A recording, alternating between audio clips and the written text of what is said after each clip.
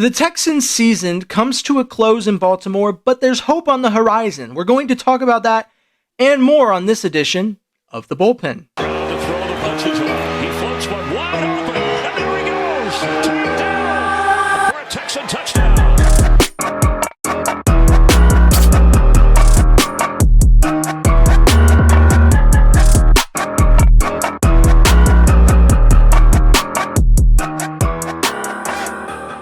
Well, I'm James Roy, and with me is Tom Chavarria. Tom, what a season the Texans have had. It's had ups, downs, but it ended pretty. I don't want to say disappointing. I mean it's nice to see what the Texans did this season, but where are you at mentally after that loss to the Ravens and how it all went down?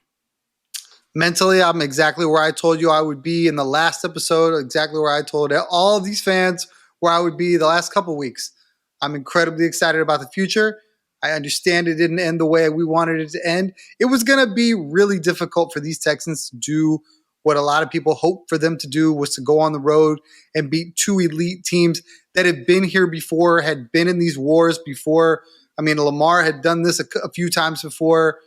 Obviously, the last remaining teams, there's some veterans to the playoffs. The Texans, and besides the fact that their kids are young, the team as a whole just hasn't had that playoff environment, I mean, at least in the last 5 years. So I'm just so impressed with this team. I mean, the game wasn't the way we wanted it to go. A half of it was. I felt really comfortable at halftime. But I understood that the better team won, and a lot of credit has to go to the Baltimore Ravens. I couldn't agree more. I mean, it was definitely a David and Goliath story.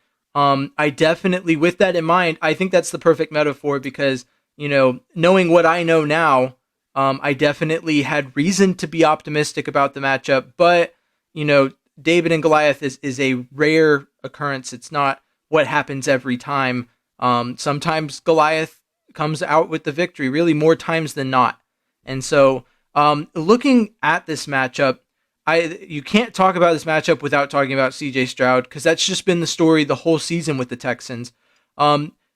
With what he did today, where are you? I don't want to say assigning blame, but do you think that it's, you know, CJ's fault, or do you think that there's like contributing factors? Where are you chalking this up to in terms of the offensive production and how CJ Stroud looked against the Ravens?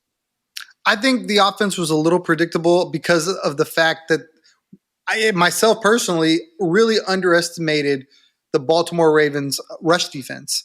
The Texans had literally zero production from the running backs, and I think they just got to a point where it got so one-dimensional.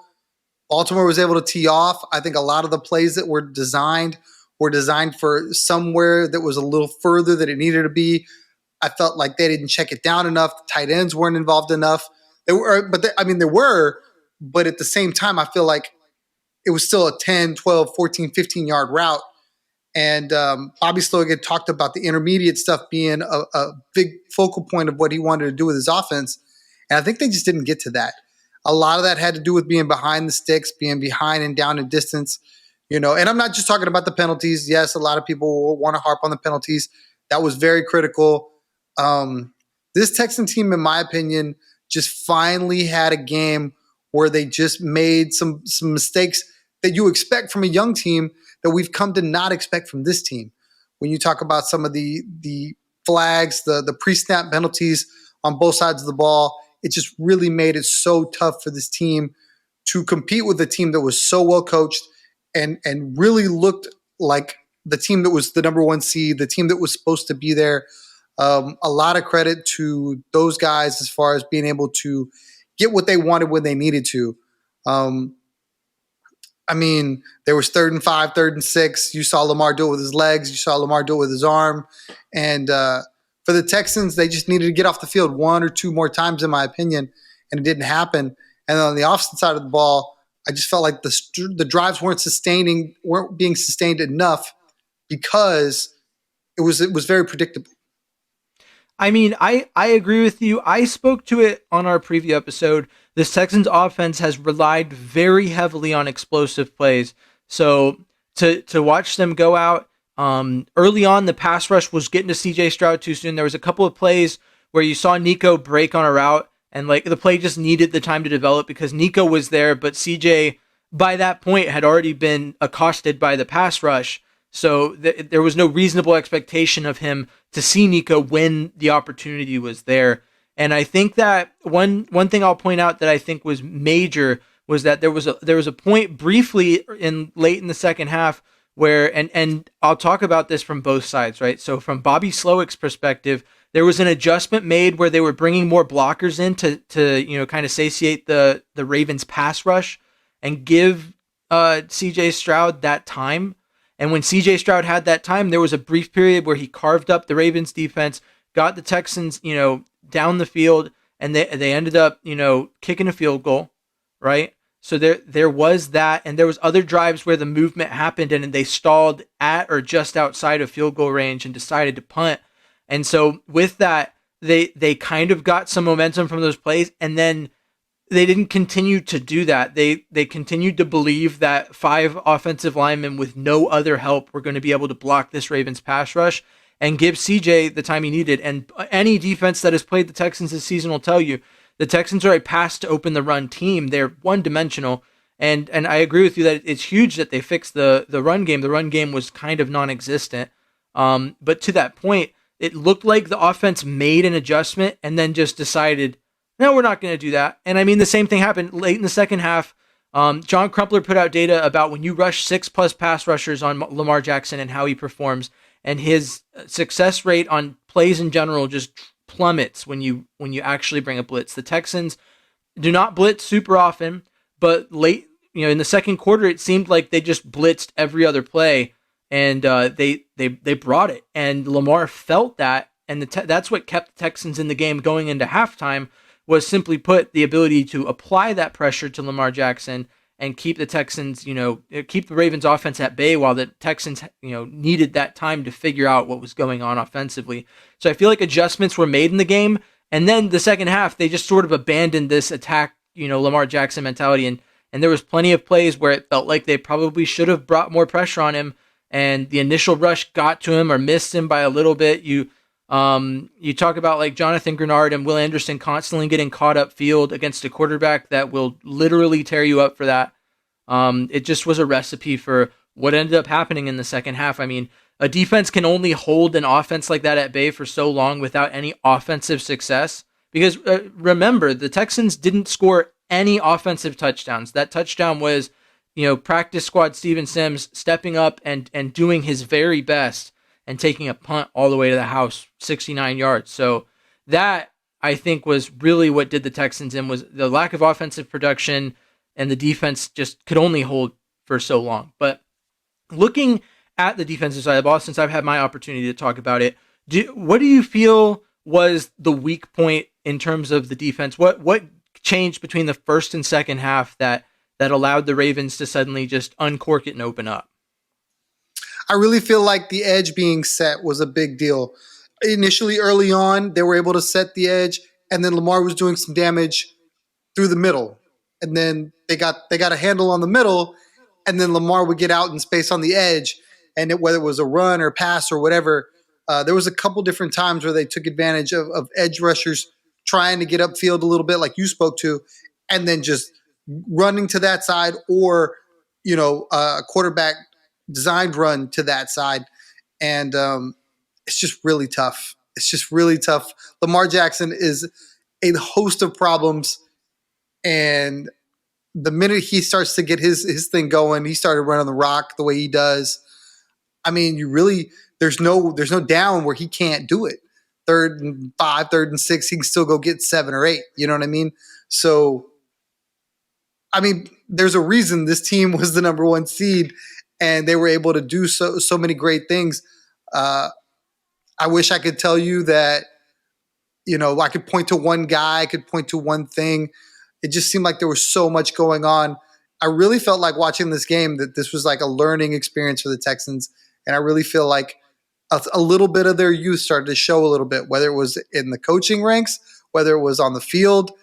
It was just, okay, this is the first time for everyone on that team, with the exception of 5 or 6 guys, getting legitimate exposure to a playoff game on the road in a hostile environment.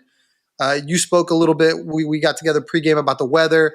I'm sure that played a factor as well, but I will not say that they just can't go in and win in a cold weather environment.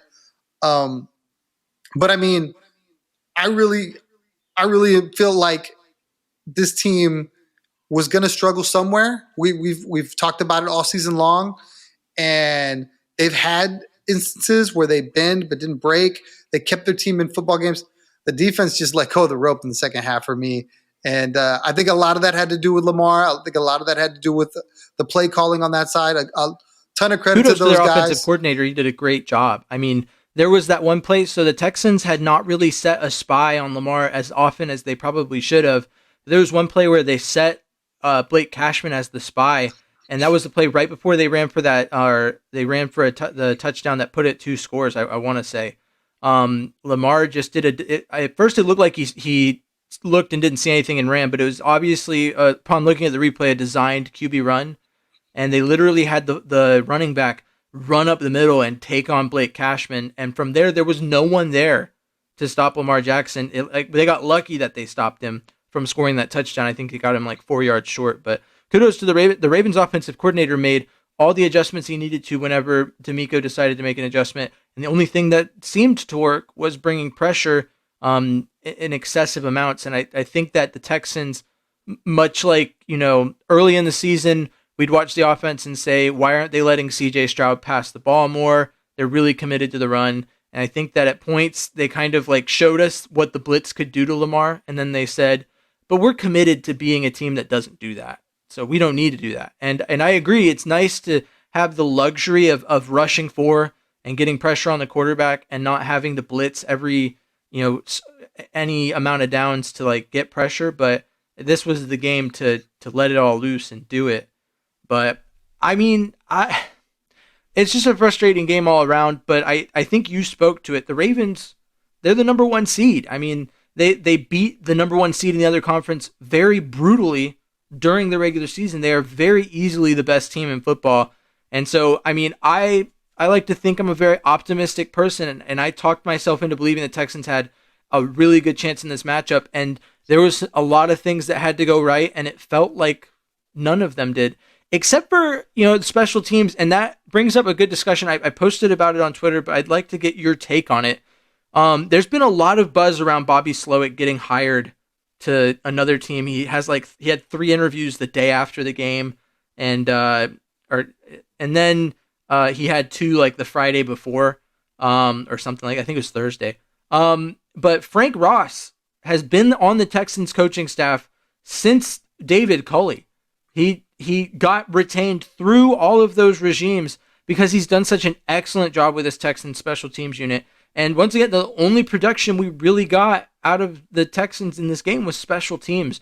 Do you think that because he's a special teams coordinator, it's getting in the way of him possibly getting that notoriety and visibility for head coaching positions? Because John Harbaugh was a special teams coordinator. That's where he cut his teeth in the NFL. Do you think that there's another step that Frank Ross needs to take? Or, I mean, how do you feel about it? I don't know. I was going to point out when you brought it up, John Harbaugh and how he went straight from special teams coach to head coach, and he's thrived in that position. Personally, I hope they overlook him. I hope he stays as the Texans special team coordinator because he's looked really, really good. The special teams this year has been really, really good. They've taken guys like Steve Sims. They've taken guys like Dameon Pierce and made them return guys when their quote-unquote de facto return guys were either hurt or injured or hurt, or they didn't feel like they weren't getting it done. I think Robert Woods was the return guy for the long time, and then they kind of paved the way for Dameon Pierce and Steve Sims with some extra speed, some extra juice. Robert Woods being a little older, so a lot of credit goes to Frank Ross and all of that. I mean, I can't think of a return against the Texans this year either, and they successfully recovered an onside kick as well. So, I mean, I think Frank Ross did an amazing job, and I wouldn't be surprised if somebody comes for him at some point in time. I agree with you, and it brings up an interesting point. One of the big knocks on hiring D'Amico Ryans in this past hiring cycle for the Texans is that as a defensive minded head coach, the coaching carousel will come for your offensive coordinator if he's good, and it could be 1 year, 2 years. But if he's producing, even if it's just CJ Skill or however you want to play what's happening in Houston, Bobby Slowick is interviewing for like 7 different head coaching openings.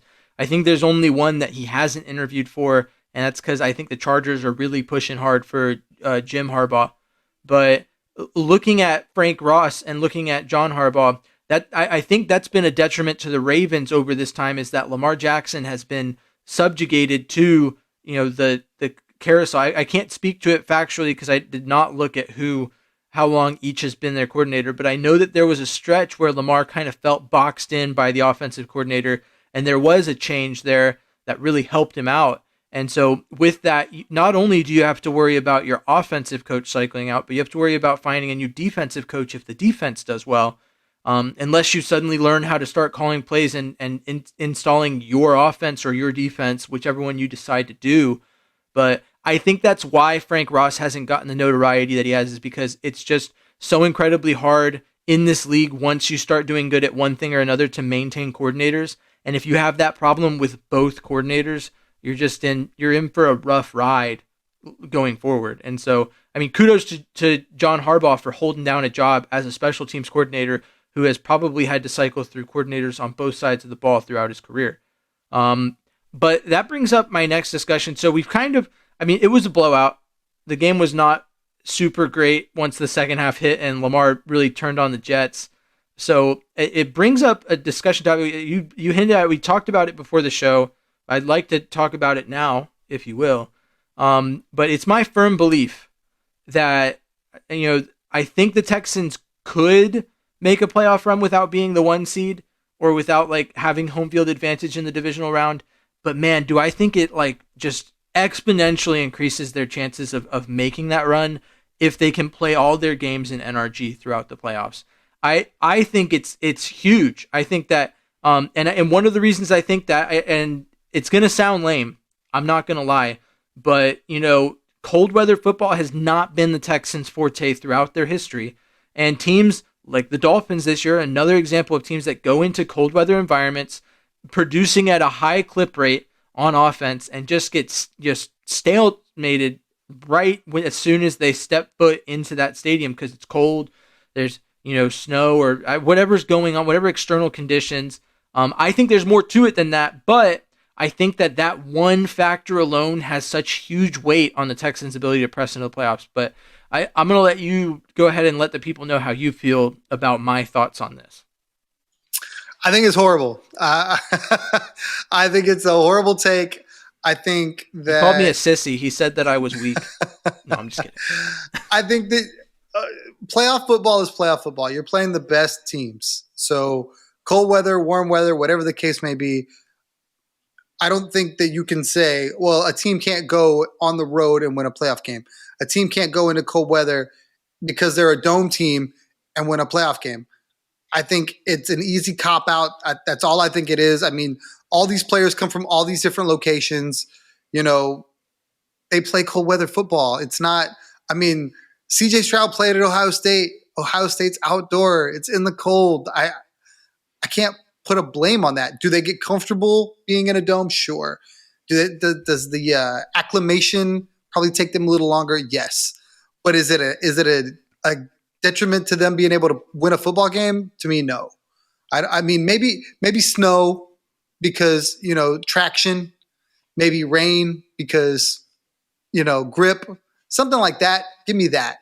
The fact that it's just cold, I can't. For me, I can't.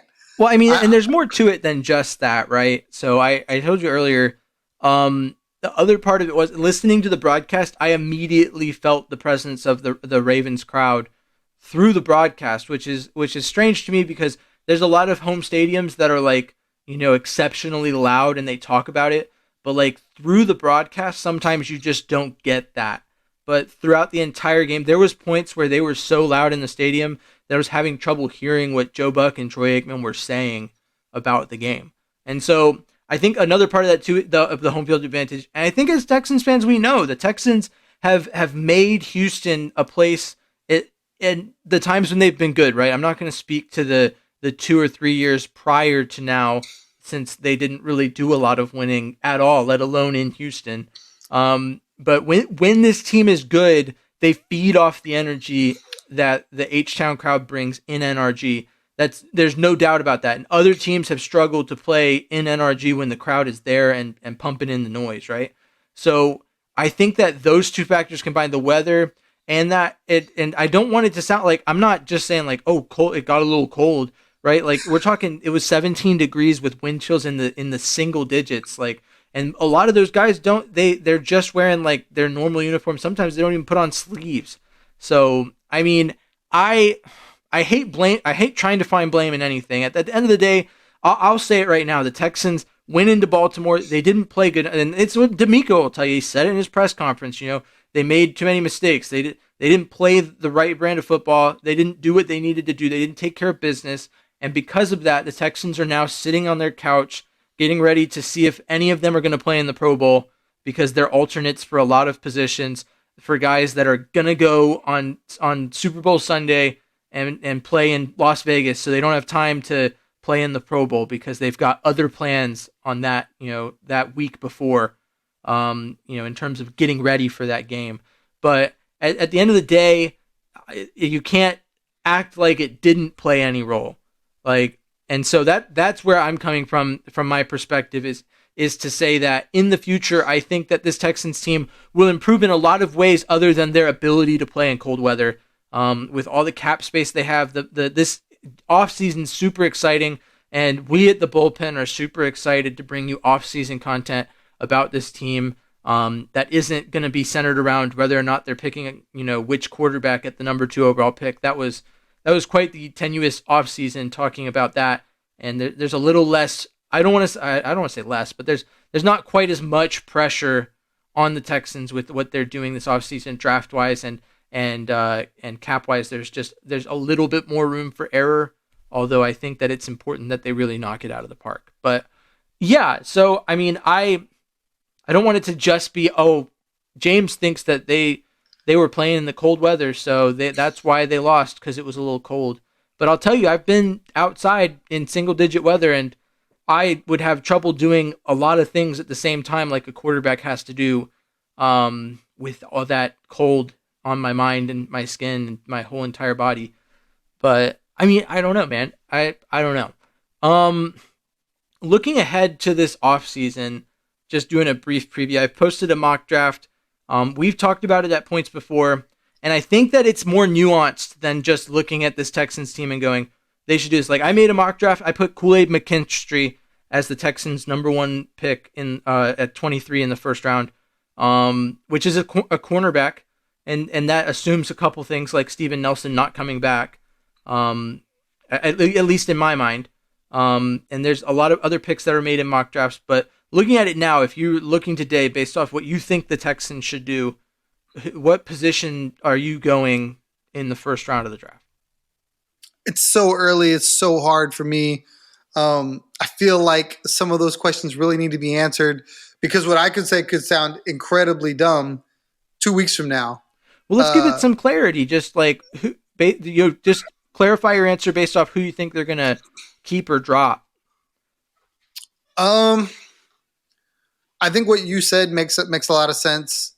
It would be probably a good selection. I wonder what they're going to do at safety. That's another thing that I asked, because when I was making that mock draft, that safety out of Miami was available at that pick, and I was thinking to myself, Houston Carlson, great depth piece. I don't know if he's a starter moving forward. Jalen Petrie has had his fair share of struggles. Jimmy Ward would be great if he could just stay on the field. And so with all that in mind, safety might be, and that was a position, someone made a mock draft really early in the season, and I told them, I thought to myself, I don't think I actually replied, but I looked and I said, how dumb do you have to be to put a safety as the Texans' first round pick in this draft? And now that pick does not look like a bad idea at all. So yeah, I mean, I think the secondary is just the position that's going to be just looking early on, right? I think a lot of these simulators don't. They're just throwing random players at random teams at this point, so it's not a good metric for what teams actually need. But I think it's fair to say that at that point in the draft, that the secondary or the edge position are positions that will have talent that's worth taking. So if the Texans don't trade back, even if they re-sign Jonathan Grenard and Derek Barnett, I think it's fair to say they could just go best player available, and that could end up being D-line, like defensive edge rusher, or in the secondary, which are, honestly all valid needs. I'd say that if I'm looking, I could name a lot of positions the Texans could drastically improve at based off of how they played this past season over the course of the whole season. But I didn't mean to spring that on you like that. I know you hadn't. I've barely gotten into looking at the draft. We've been very clear on the bullpen. We are a don't talk about the mock drafts until after the season has ended. So this is the first we're really getting in depth on it at all. But you can expect to hear more about that throughout the off season. And that kind of brings me to Tom. Do you have anything more to say about this game before we kind of bring it to a close? I do want to make a comment based on what you talked about with the stadium and the noise and the home field advantage. Credit to Baltimore and their fans, because they did an amazing job being a home field advantage. I don't think that is I don't look at it as a negative. For me, yes, in a perfect scenario, the Texans are the 1 seed and we get to be that same crowd. But I also have to give credit to Baltimore and their people for being that home field advantage for their team. I truly believe that the Texans will be good enough one of these days to go out and win a road game in a Kansas City, in a Buffalo, in a Baltimore, in a Pittsburgh, you know what I mean, where they have some of the most ravenous fans in the AFC. That's where your team has to be well coached, ultra talented all along, all the positions, and you have to have a leader, the type which I think we have in CJ Stroud, that can lead past something like that. I'm not going to be like that one outlet out of Cleveland that complains that the Texans were pumping in noise. I'm not going to say Baltimore did that. I think they did a fantastic job. I think they were a great home crowd. I think that the Texans learned a lesson. I think obviously they're going to work on some things. With the draft, safety was something. I think I saw the same thing you saw. I was interested in the guy out of Miami. I think he could be a great addition. But to kind of finish that up, I really feel like in a perfect scenario, the Texans just get to take the best available player, and it's not based on need. It's oh my God, they took a corner and they brought Nelson back, and now they have he's the nickel corner now or whatever. That guy can be multifaceted. Or they got an edge rusher and they brought back Renard, but they didn't bring back Hughes and Barnett, and now they have 3 young guys that they can kind of build around, and he can be the swing guy or something like that. We could talk about them taking a running back, and maybe they just decide they're not going to, or they can't bring Singletary back. So there's just so many different ways. Obviously, I love the idea of staying in the trenches, because as great as I thought Khalil Davis and Sheldon Rankins played, they may be gone, and then you got to fill in that spot. So there's plenty of things where they could just bring the guy back, and then I'm not looking at that position, or they could draft and not bring that guy back. They've got cap space and draft picks to do all the things where some teams are going to be constrained and can't do the things. So I'm incredibly excited for that. Yeah, there's a lot of clarity to be sought. Any mock drafts happening at this point are just sheerly for fun. And you'll notice, I agree with you that the drafting the best player available, I'm going to be carrying that mentality into a lot of my mock drafts. So if you follow me on social media, on Twitter in particular, you'll see my mock drafts and you'll be like, why would they draft that guy? That's not like the position they need. But I'm looking based off the highest rated player that is available that I think reasonably fits what the Texans need. And, obviously they're not going to go out and draft JJ McCarthy in the 3rd round because that's the best player available. Like, that doesn't make any sense. But so that's what you can expect to see from me. And on that note, just a couple of things that are coming up. Obviously, we've been in a format of doing recaps and previews, and that's not going to continue due to the fact that there's nothing to recap or preview. So a lot of our off-season content will center around going live, and just talking obviously about major happenings throughout the off-season. And it'll probably shift to once a week, just a little less rigorous due to the fact that we're in the off-season. But this Wednesday we do have a live interview with Texans County, a major Instagram account that in the Texans fan base, and so we're excited to talk to Dylan Delgado, who runs the account, about what he thinks is going on with the team, how he feels about the team's run. And yeah, if you want to find us on social media, I am at M1 Texans fan. That's on X or Twitter, however you want to refer to it. If you're talking to Tom, just don't call it X. Or don't call it X to me, honestly. I'll forget what you're talking about. I won't pick up on it. I don't know why I even referred to it as X right there. But also Instagram, TikTok, and that's how you can find the YouTube channel. And if you'd like to listen to the podcast, it's on Spotify and Apple Podcasts. Tom is at Third Coast Tom on Twitter, and I recommend following him and me to get the latest scoops on what's going on with the bullpen throughout the offseason. Thanks for listening, and until next time, vamos Texans. Thanks for tuning into The Bullpen, a Texans podcast, part of the Fans First Sports Network. Please like, comment, subscribe, and follow along for more Texans talk from The Bullpen. Take the handoff. Stroud looking. Stroud